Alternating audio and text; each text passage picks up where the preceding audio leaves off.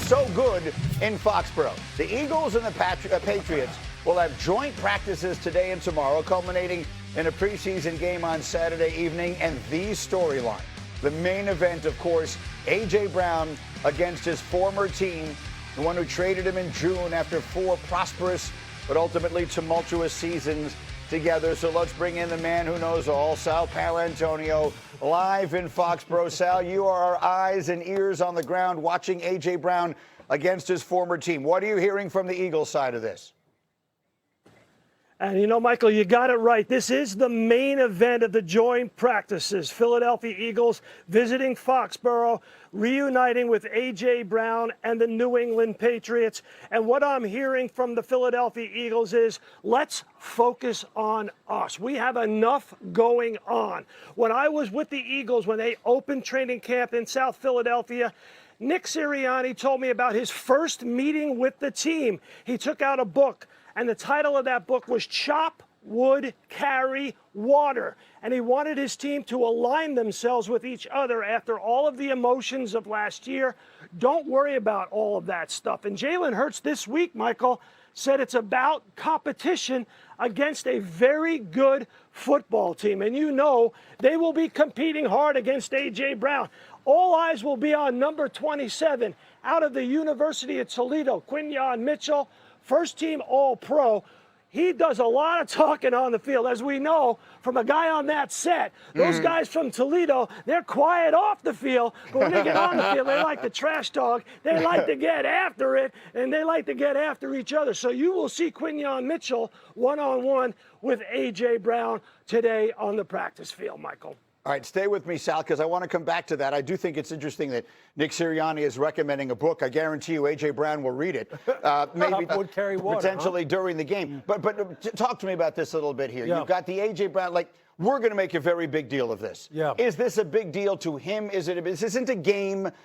Even the preseason game isn't a game that obviously means anything. So is this a big deal to those on the inside?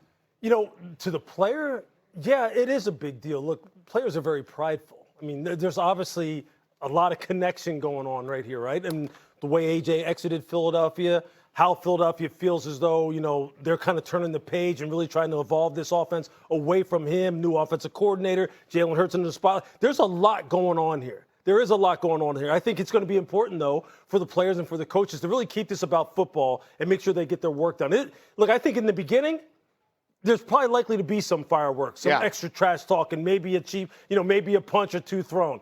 They need to get away from that and get back to the football. But there's no doubt the emotions will be high. You can't get away from it. Fundamentally, one of the reasons you have these controlled scrimmages is you want to see good against good. You want A.J. Brown to get good work against Quinyon Mitchell. That's really one of the benefits of having these practices. With that said, to Lou's point, like, not all practices are created equal. There's no doubt that there'll be a little bit extra in terms of, hey, A.J. Brown, look, Mike Vrabel believed in me. They gave up a first-round pick, and I'm a difference maker.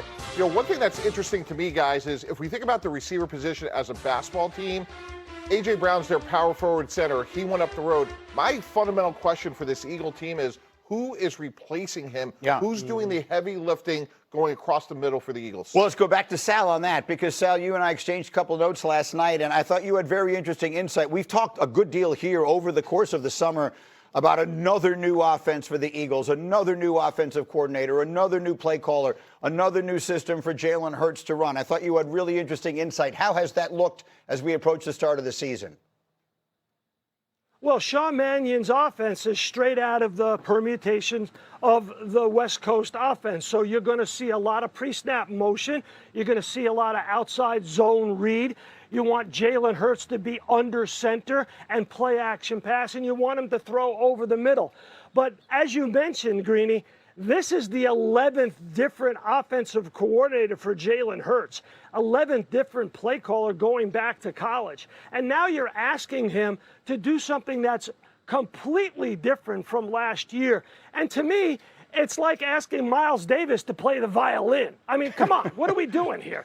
This guy has already been a virtuoso in his previous offense. He went to 2 Super Bowls, won one of them, was Super Bowl MVP. He already recorded kind of blue. He's already done it. He doesn't have to reinvent himself. And I think the Eagles are finding that out. You hear things about what's going on behind the scenes, and they clearly want Jalen Hurts' input into this offense to make sure that it works going forward. So I don't know if he's ready for the start of the season. I know Sal definitely is in mid-season form. Sal, thank you very much. We're going to get Andrew Hawkins in a little bit as well here. We're having a little trouble with his technically, but I am interested in this because it is another new offense, but this one really does seem to be different, and it does seem to feature a lot of the things that people have said, and look, I'm not expert enough to be able to judge it one way or another. People have said are not Jalen Hurts' strong suit, and some wonder, and we'll get to that in a minute, whether they have the personnel for it. What do you think of Jalen Hurts running this offense? Look, I do believe that Jalen can, I don't necessarily want to say major in being under center and consistently playing that way, but he has shown flashes in the past as recently as last year of being able to execute this kind of offense at a very, very high level. Look, here it is. You're going to see it here on 1st and 10. Him execute a 7-step drop, double hitch, and throw the football with pressure in his face to Devontae Smith. Guess where? In the middle of the field. Here you're going to see him here. Quick 5-step drop, hit that back foot, hit Devontae Smith on an in-breaker, going across the field on time, in rhythm, and guess where it was? In the middle of the field. Pre-snap motion, under center. I believe this is a 2nd down play. 7-step drop, double hit, step up in the pocket, throw it over the middle to A.J. Brown.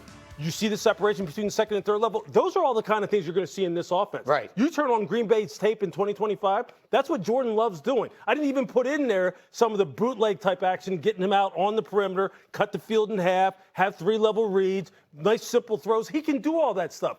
But I think what the thing is that you don't want to take away from him is his dual threat capability, his ability to actually really affect the game with his legs, not just in the red area, but in the field overall. Do you want to major at it? No. Would you like him to major being in the pocket, really executing the play action passing game from under center? Yeah. He's showing you he can do it.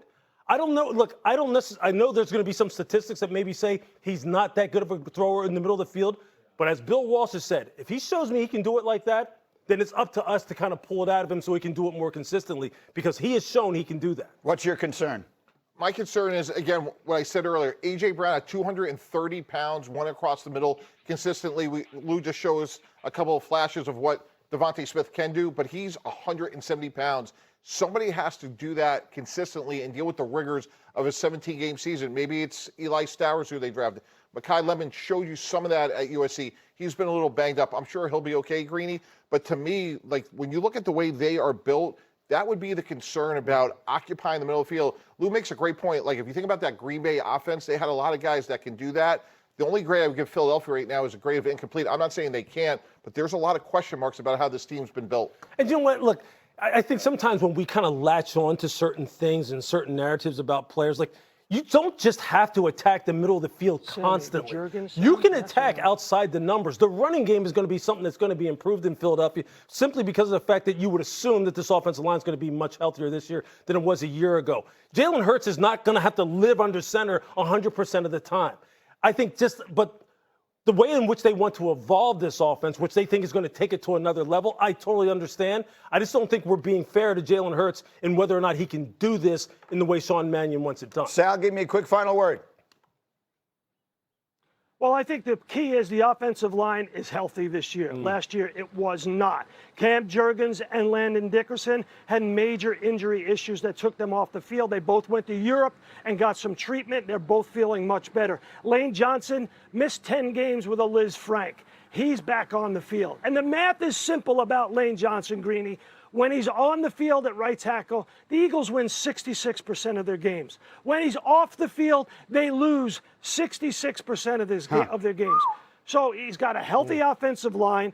They are getting this offense, so it is acclimated to Jalen Hurts' abilities. Lewis is right. Use some of what Jalen Hurts can do and let him adapt to the future. All right, look, Sal, we'll be watching you all day long with your coverage there. We'll see if there are any fireworks with A.J. Brown and his old teammates.